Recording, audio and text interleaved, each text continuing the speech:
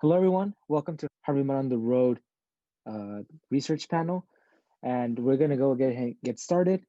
So this is hosted by the Office of Career Services. My name is Jose, My name's Leslie. and we are practicum students at OCS. We hope that you and your loved ones are safe and healthy during these times.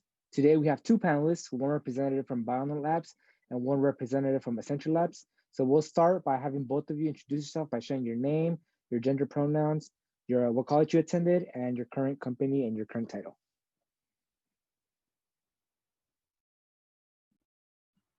Great. So my name is Ronak Bhatia. My pronouns are they, them.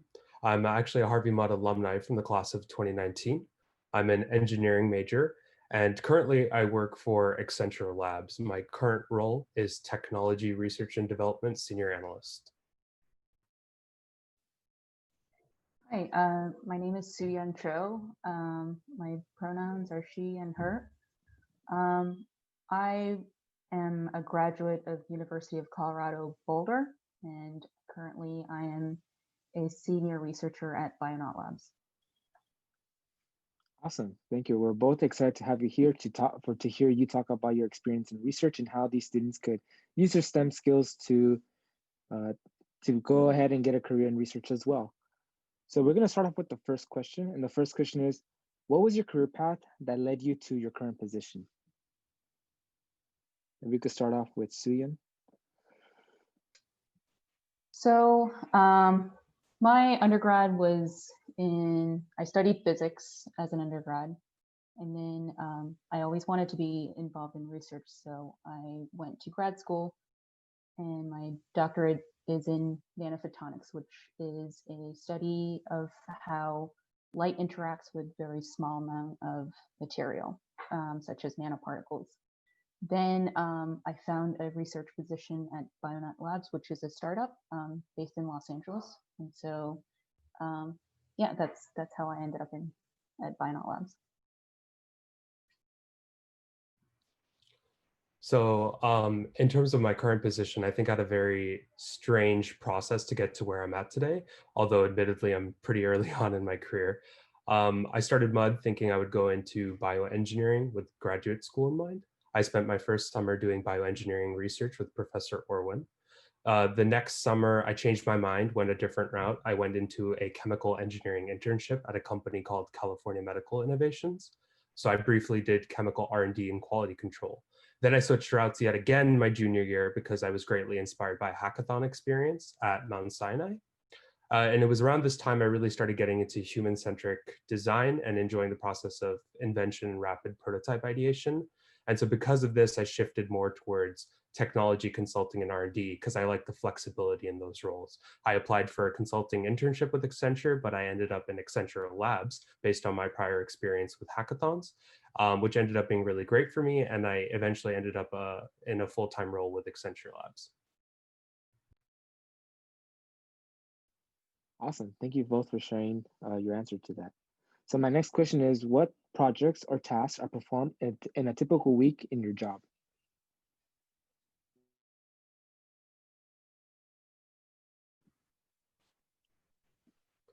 Yes, so not to sound super cliche, but I think it's difficult for me to define kind of a typical week at my job. I can categorize my time at work into one of three categories. It's plus ones or extracurriculars, research, and then development. So during the research phase, I'm either conducting user studies and interviews, or I'm reading up on academic papers and deciding what the next direction for the group's initiative should be. I kind of use a mix of human-centric and rapid prototype ideation. For development, that's basically just kind of coding and doing more of that development front-end, back-end work. And then for plus ones, I'm involved in kind of an ethics group that I helped start at the company, and we look at tech ethics, and I'm also part of a bunch of fun social events. So for me, just to give you a little bit of a background, Bionaut Labs, we are trying to build a micro robot that goes inside a human body that can be controlled externally wirelessly and be able to deliver specific drugs at a specific region of interest, like tumor. And so because it's an early stage startup, most of my job entails research and development. And so we have specific goals or questions that we want to answer. For each person has that. And my week consists of designing experiments, actually conducting these experiments, and also data analysis, and ultimately providing a feedback or a recommendation to further our technology. Awesome. So our next question is, in your opinion, what are the top 3 skills needed to excel in your job or in the research industry? So I think for research, the 3 skills that are essential for me are curiosity, patience, and effective communication skills.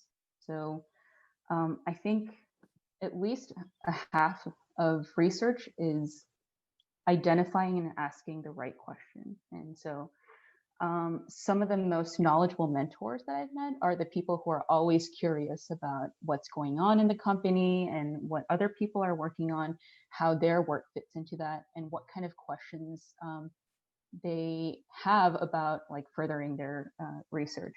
And so I think that's really important. Patience, research is really a skill that you have to learn. It's not something that they teach you at school.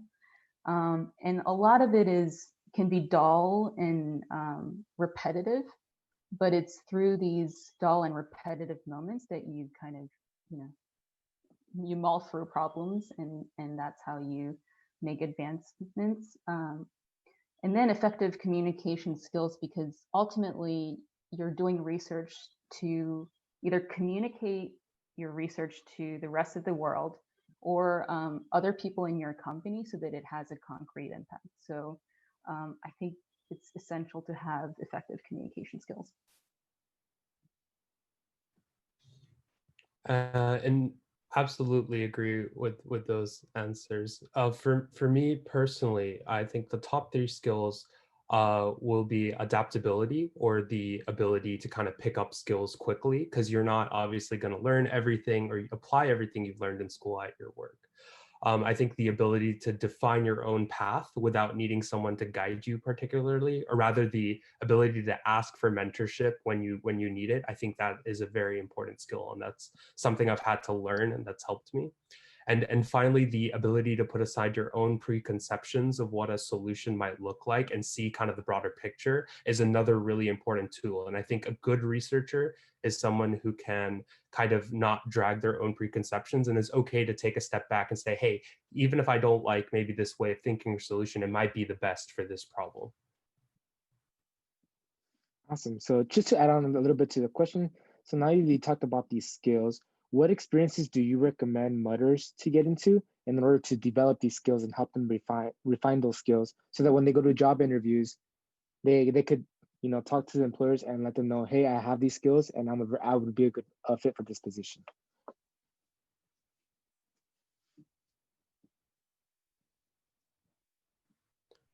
So for me, I think I mentioned hackathon experiences being very worthwhile. I can absolutely say that hackathon experiences for me have been great, and they're a great opportunity to kind of go out and see what new technologies are out there, see what people are working with, and get that hands-on experience. Obviously, internships or any kind of work experience that you can find will be very relevant and useful to employers. But if you can't find an internship, or if you are looking for something else or kind of want to go your own path or direction, I think it's very just as sufficient to say, hey, I've worked on this side project, and doing side projects on your own are also a great way to kind of bolster not only your resume, but your own personal skill set.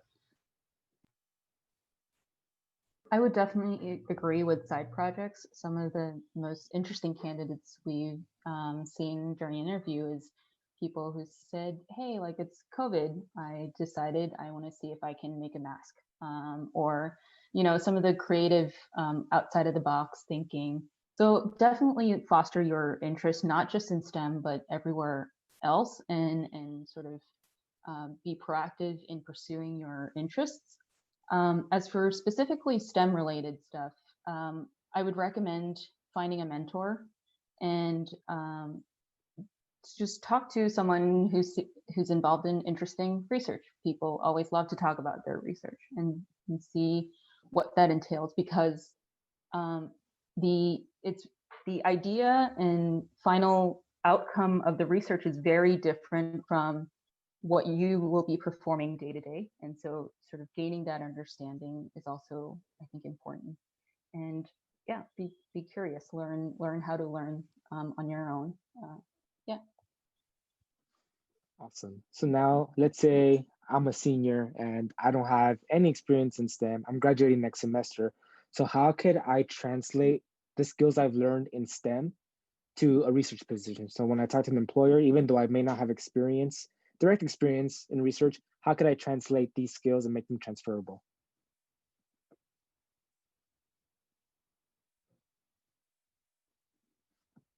I think you're muted if you're talking, Suehyun.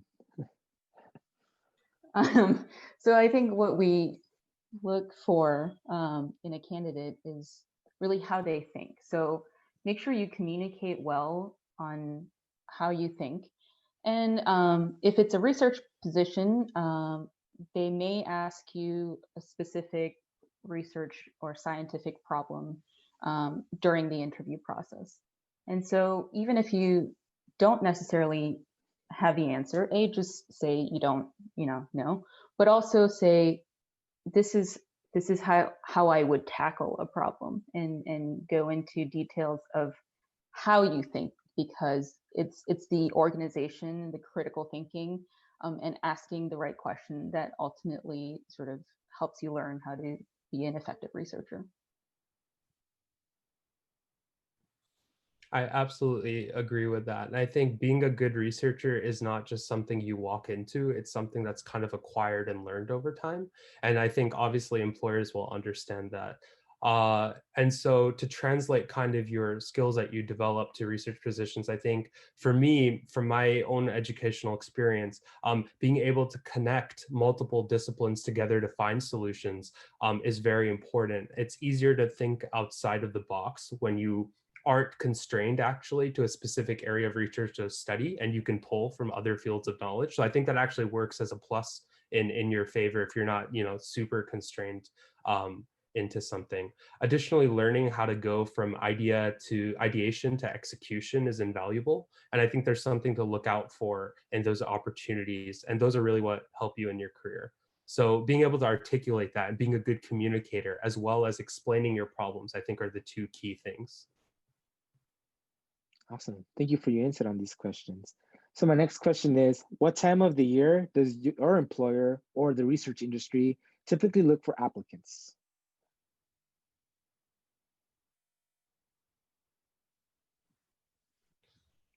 So this year, I am not, I don't want to speak for my company, so I'll just go based off my own experience. So this year, I know that there was an application deadline in October with the results out by late November, and I can probably anticipate a similar schedule for kind of next year. There was, during my time, during internship recruiting and such, there was recruiting sometime around springtime. I don't know what that will look like this year, but for my internship process, it was, there was some activity between May and June. And I can provide a link to kind of the Accenture kind of portal, and that should probably be a better guide. I might drop that in the chat as well, if that would be helpful. So Bionaut is a very small startup, and so for us, it's slightly different. For startups like us, it's usually when a new round of funding comes in, which is, once every couple of years, or when there is a dire need. For example, right now we're desperately in need of some mechanical engineers. So it depends on where the project is going, but because it's a startup and our directions change, our needs kind of change as we go along. And so we hire more people as we, pursue our project. But usually when there's a new round of funding, then we have a significant number of new hires. Awesome. So for those attendees who are here, I put the link to in the chat for you all. Awesome. So right now, I know we're in the midst of a pandemic. How do you feel the pandemic has affected the research industry right now? Has there been like a huge change in your work setting? Maybe like let's say if there wasn't a pandemic, how would it look different if you were to start at the actual company than maybe working virtual? So because we are a medical device company, we're considered essential. So we are taking necessary precautions, but we are physically back in the lab and running experiments. So some of the timeline has been sort of changed due to the pandemic. We have, working with different vendors, their timelines are different. But in terms of day-to-day activities, we are still gathered here. We run experiments and we get to spend some time in the lab, which is very fortunate for us. So to answer this, I might provide a little bit of context behind my position. So Accenture Labs is a subsection of Accenture, the greater consulting company. Accenture Labs serves to be the kind of R&D division of Accenture. And our goal here is to kind of assist clients with research and development efforts, looking, sometimes we build proof of concepts looking about 3 to 5 years in the future. Obviously, with the coronavirus pandemic, that has shifted a lot of the kind of thought in the industry right now. And a lot of the themes and stuff that I've been researching, for context, my specific area is actually in retail and retail technology. And I've been working on digital experiences for those engagements. So previously I was focused on more of the in-store experience, but now I've actually shifted to, well, how can we think about unique online experiences? And so that's kind of how my work has shifted. In terms of the research themes that I've identified, they've actually been verified by the pandemic. And I think the pandemic, in a strange way, was an interesting opportunity to validate some of our research findings and kind of look at how we can innovate in a time where innovation is really crucial, especially for retail clients and for other clients as well who might have similar use cases to the technology that we develop. Awesome. So we're gonna have, I think, 2 more questions. We have time for 2 more questions. So my next question is going to be, what do you find the most fulfilling out of your job?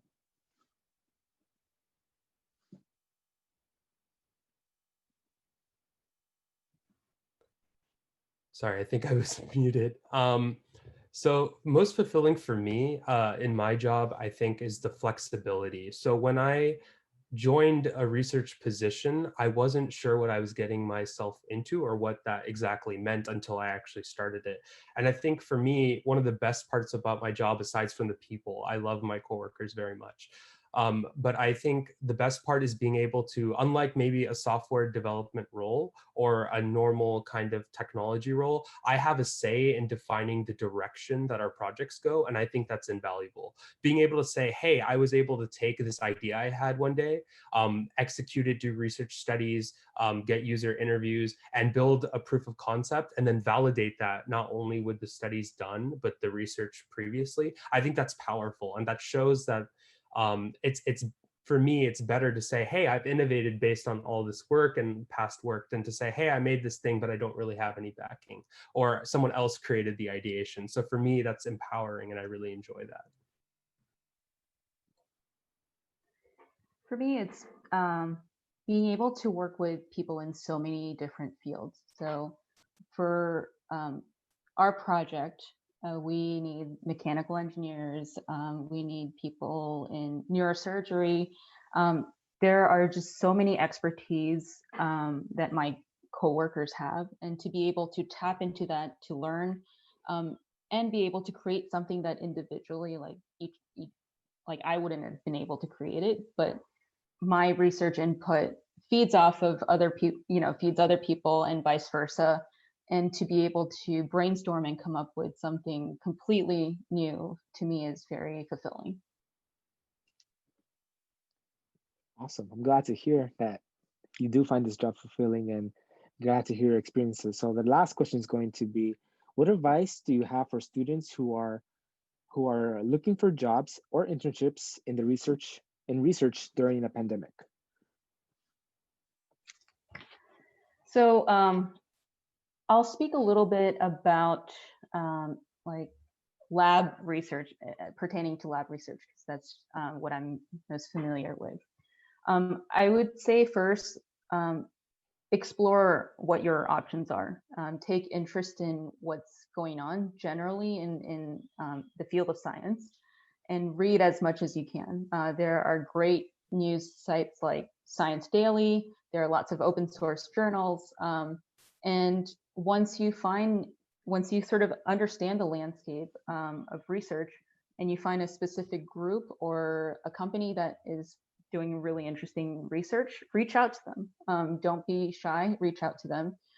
Academia is actually a great place to learn how to, not only learn how to perform research, but it's a very safe and low risk environment. So reach out to professors who are doing cutting edge, interesting knowledge. And if they don't, reply to your email, don't get discouraged. Find another person, right? But I think finding a mentor in a field that interests you, I think, is crucial. And then the opportunities will sort of present themselves to you in an organic manner, where once you start talking to more people in the field, they might suggest, hey, there's an opportunity for an internship, and then start from there. And then, yeah. Yes. So just to kind of clarify this, could I give advice for kind of MUD students in particular? Is that all right? Yes. Great. So for me, kind of my role is a bit interesting, as it's kind of consulting research and development. Like I work for a consulting firm, but I do research and development. So I think consulting, and I'll speak to both. I think consulting and research and development are great areas to go into. And I think MUD students kind of have an advantage at the moment over kind of maybe traditional consulting applicants. MUDers tend to have a great blend of technical experience, but also the ability to explain their work articulately. And I think that's an extremely invaluable skill to have, as was mentioned previously. And so being able to explain that to employers is a huge plus. And I think that's something to kind of emphasize. The best advice for me that I found is reaching out to people you know, or even alumni you know, if they're aware of any job opportunities or interesting work. Reaching out to your professors, also another great way. And I know professors are more than happy to help, either connect you to someone or help you themselves. And additionally, please use tools like LinkedIn to reach out to people, or even MUD alumni. I know some MUDers have reached out to me through LinkedIn, and I try to reply to the best way that I can, and just politely ask them for advice. And finally, look at what skills people are hiring for currently and keep a track of that. See how that's changing and get a feel. I 100% agree with the idea that you should be reading and constantly, getting a pulse of what the industry is like. Identifying potential new skills or an area or field you can apply your existing skills to is helpful. That is awesome advice from both of you. Again, thank you very much for joining us for this panel. We really appreciate all the insight you've given it to our MUDers. Hopefully they find this very helpful. And as of right now, we are going to end this session, but we are going to transition into the networking session. It's the links for the networking session is on the chat. It will be a Zoom room, and there is a waiting room, so we will let you in. And then once you're in, we'll put you into breakout rooms. So before you log off this session, make sure to get the link through there, or they should have emailed it to you as well. And another announcement is we will be having a STEM career fair. If you look at Leslie's screen, it'll be on Friday, January the 29th, 2021 from 10 a.m. to 3 p.m. So make sure to sign up for that via handshake as well. So again, thank you both for being here and for providing all your insight. I'm sure our MUDers will have found it very, very, very, very helpful. And that's it. That will conclude our panel. See you all in the networking session. Have a good day.